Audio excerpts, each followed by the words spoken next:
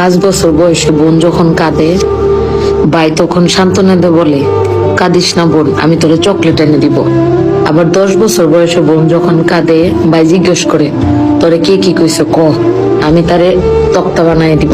আবার 15 বছর বয়সে বোন যখন কাঁদে, ভাই তখন বলে, তোরে কি কেউ বিরক্ত করছে? কে করছে? আমার একবার বল খালি, ওর আজকে খবর আছে।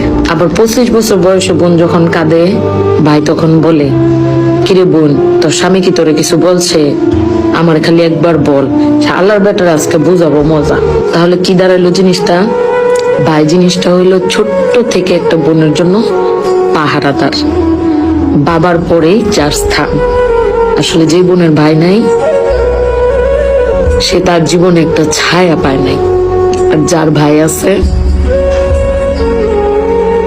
সে বোনের পৃথিবীতে বাবা না থাকলেও